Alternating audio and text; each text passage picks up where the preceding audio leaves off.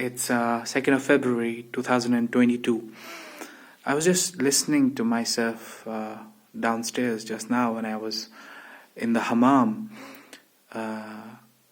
and listening to myself in the sense that listening to my old videos and audios, and I thought I have not made a journal entry, whether it's in the audio format or in the video format, from a long time.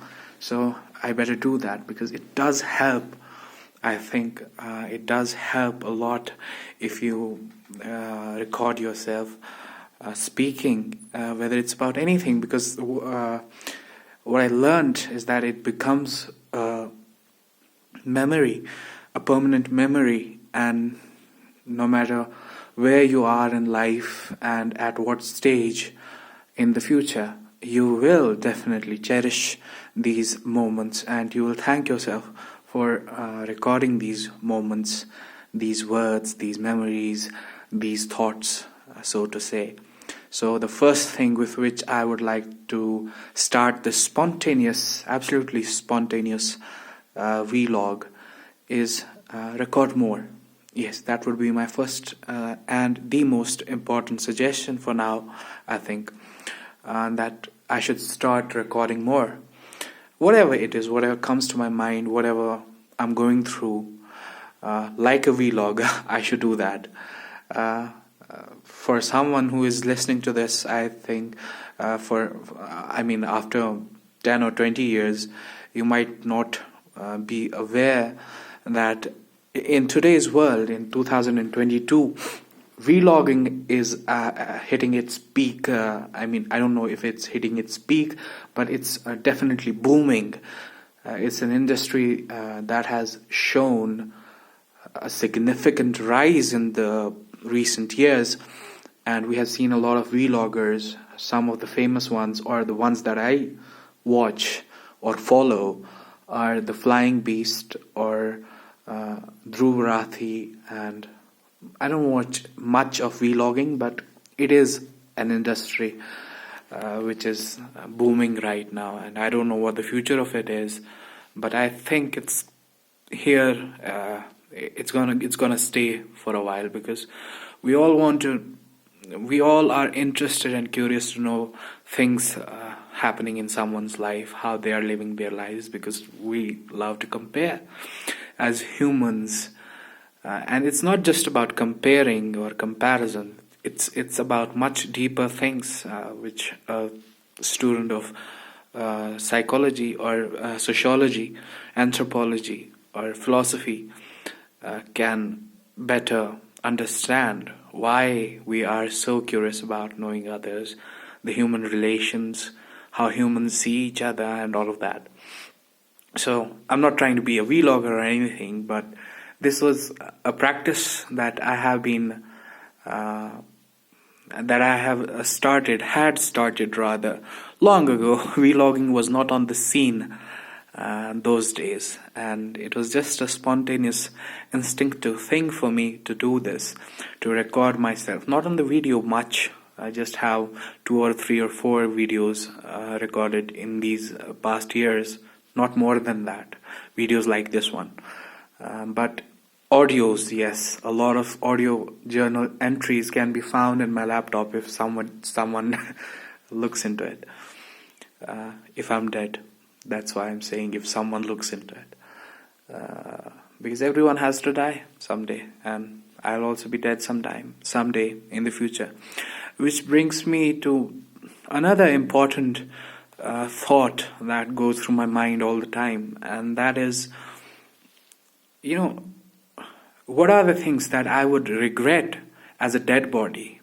It's an interesting thought, and something that I feel everyone should, be thinking about this. If you are a dead body in your own home, say, imagine yourself. If you are at your home, you're a dead body, you're dead.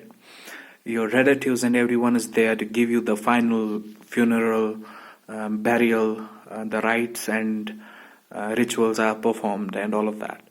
Imagine yourself there and think about the things that you would regret not having done those things, all right? That's how I would like to approach this topic. And what are the things that you can do before dying, that is now, if you are alive? If, I mean, of course you are alive because you're watching this right now. What are the things that you can do before dying, before getting buried, that would make you regret less when you are dead? So I said less because I don't think there is any way that you can do all of the things that you want to do and there would be no regrets at all when you're dead. I don't know what feelings one has, because nobody has returned from the afterlife to express the feelings of the afterlife or what one feels when one is dead. But what we can do what we can do before dying is, before passing on to the next world or whatever your belief system tells you about the afterlife, before proceeding to that destination, whether it's Punarjanam or heaven or hell or whatever it is, in this very life, what are the things that you would have wanted to do, you would want to do before you are dead?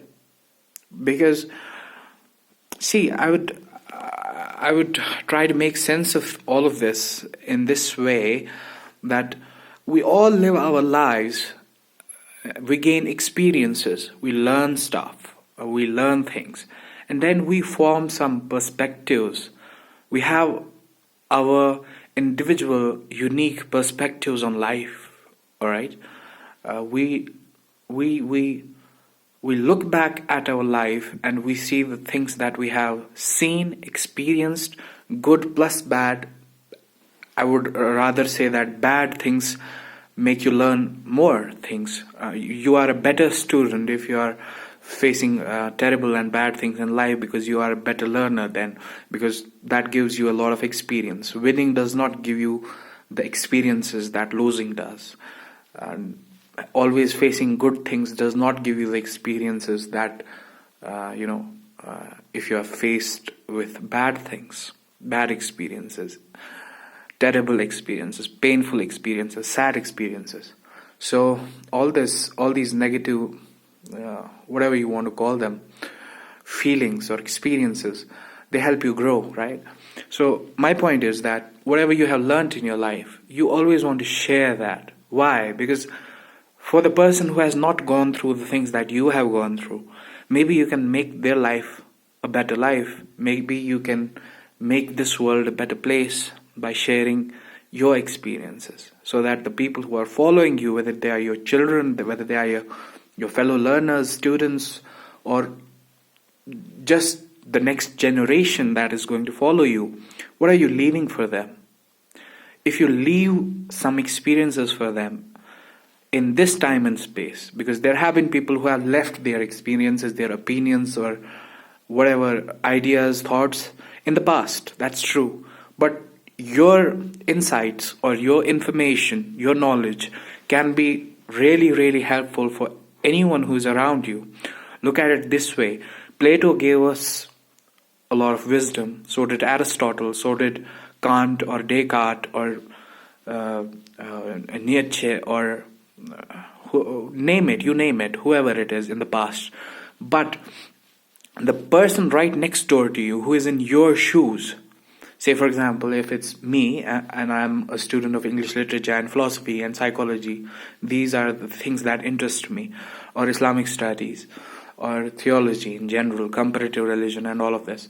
If there's a person who is in your place, say for example, who's facing the same suffering or misery or sadness or depression or pains of life that I am suffering, and I have learned something from these bad experiences that I've gone through, I can help that person who is yet to go through them, and I can tell him, see, this is how I dealt with my sufferings, and this is where I was wrong, this is the things that I did badly, and this was absolutely not the way to, go about things, and this is how you could avoid these pitholes that I fell for. All right, so that's what I mean when I say that we all have something to give to the world. We all have something to share with the next generation. We can at least share the mistakes that we have made. We can at least tell them that this is where I went wrong. This is what you should not do. And these were the consequences that I faced of taking a particular path, taking ABC path or XYZ path. So avoid this path or take a better path. Or these were the paths that I took. I took path A, B, C, and D. But I miserably failed in path A. I was not happy with path B. Path C was good, but path D was even better. So what you can do is avoid path A, B, and C and directly go for D. You understand what I mean, right? So this is something that I want to share with. This is one of those things that is in my repertoire, or in my what should I say, treasure of life experiences that I have learned, that I would want to share with the rest of the world, or my friends, colleagues, whatever, whoever it is in my circle, or even beyond that, with the whole world, I would say. These are the things that I would like to share with them, that we should do things, whether it's writing a book, recording a journal audio, or vlogging your life. Not like you pick up the camera in the morning and you record everything, whatever you are doing in your day. That's contemporary vlogging, right? I don't mean it in that way. That's stupid. I mean, that's wasting your time and that of others as well. What I mean is, once in a while, take out some time, record yourself, whether you write it down, whether you write a journal entry, you maintain your journal, or like this, you take up your smartphone, because you have a lot of memory in the phones these days, and you have your laptops, or you have your hard disk drives, and you have a lot of storage. If you don't have anything, you can just upload them to your clouds and that sort of stuff, but none of it goes to waste. If it's not helpful to you, it can be helpful to someone else on some other day, sometime in the future, maybe.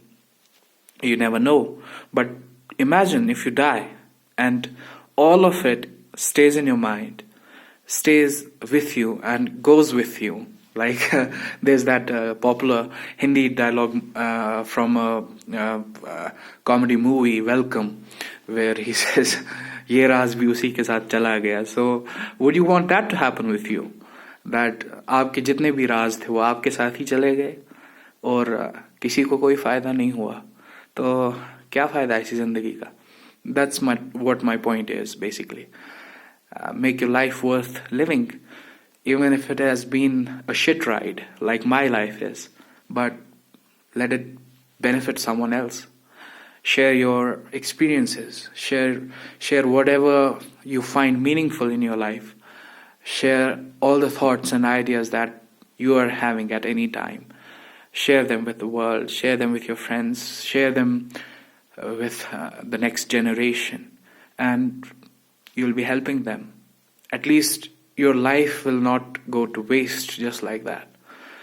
The earlier people had the medium of writing, books, for example, and we were at an advantage because we got to read those books and learn from their experiences, their thoughts, and their ideas. So we did not make the same mistakes that they did. So we got an advantage. So our lives were better in some ways than theirs, because they gave us a better world. That's the bottom line, because you have to try to create a better world for the next generation. That's what I always talk about, almost. So I think that's it for today. It has gone up to 15 minutes and our attention spans are not good to handle something that is long, and we get bored so easily. So let me cut it short here. This is Imran Shah signing off. See you again soon, inshallah.